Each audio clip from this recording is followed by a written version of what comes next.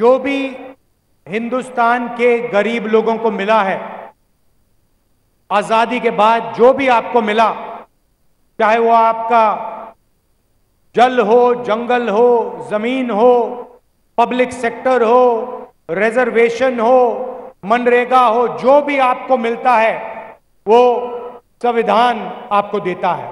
ఈ దేశ వనరులైనటువంటి ఈ దేశ ప్రజలకు దక్కుతున్న ప్రతి సౌకర్యం, అది జంగల్, జమీన్, నీరు గాని, భూమి గాని, మీ హక్కులు గాని, మీ ఉద్యోగాలు గాని, ప్రతి ఒక్కటి ఈ భారత రాజ్యాంగం ద్వారా ఈ దేశ ప్రజలకు అందుతున్నాయి। और बीजेपी के नेताओं ने सीधा देश की जनता को कहा है कि अगर वो चुनाव जीतेंगे, वो इस संविधान को बदल देंगे, खत्म कर देंगे। బీజేపీ నాయకులు ఈ దేశ ప్రజలతోని చాలా డైరెక్ట్ గా ఒక విషయం చెప్పారు, మేము అధికారంలోకి వస్తే ఈ భారత రాజ్యాంగాన్ని తొలగిస్తామని। और अगर संविधान खत्म हो जाएगा तो रिजर्वेशन खत्म हो जाएगा। భారత రాజ్యాంగం ఏ రోజైతే తొలగిస్తారో ఈ భారతీయులు అనుభవిస్తున్నటువంటి రిజర్వేషన్లు కూడా వెళ్ళిపోతాయి।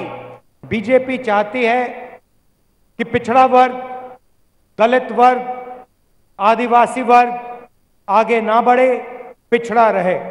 బీజేపీ అనుకుంటుంది ఎప్పుడు ఈ దేశంలో ఉన్నట్టి వెనుకబడిన కులాలు, బీదలు, దళితులు, గిరిజనులు వాళ్ళ హక్కులు లాక్కోవాలని, వాళ్ళను వెనుకకు ప్రాలదోలాలని।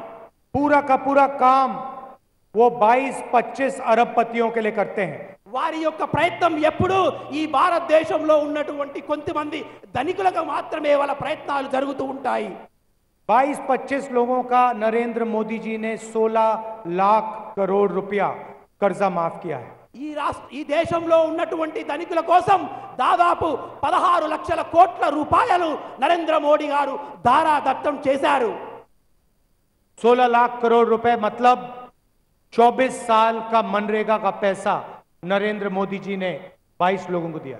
ఈ 16 లక్షల కోట్లు అంటే ఈ దేశంలో ఉన్నటువంటి మన్రేగా ద్వారా 25 కోట్ల రూపాయలను ఈ దేశంలో ఉన్నటువంటి బీదలకు పంచే ప్రయత్నం చేయవచ్చు। हम मनरेगा लागू करते हैं, प्रेस वाले कहते हैं देखो मजदूरों की आदत खराब कर रहे हैं। మేము ఈ మన్రేగా పద్ధతి ద్వారా ఈ దేశంలో ఉన్న ప్రజలకు సహాయం చేయాలనుకుంటే మన మీడియా మిత్రులు అంటారు ఈ దేశ ప్రజలను మీరు సోమరి పనులు చేస్తున్నారని। हम किसानों का कर्जा माफ करते हैं, मीडिया वाले कहते हैं, बीजेपी वाले कहते हैं देखो किसानों की आदत खराब कर रहे हैं। మేము రైతుల యొక్క రుణమాఫీ చేయాలనుకుంటే నా మీడియా సోదరులు అంటారు రైతులకు వీళ్ళు ద్రోహం చేస్తున్నారు, రైతులను వీళ్ళు సోమరి పనులు చేస్తున్నారు అని అంటారు।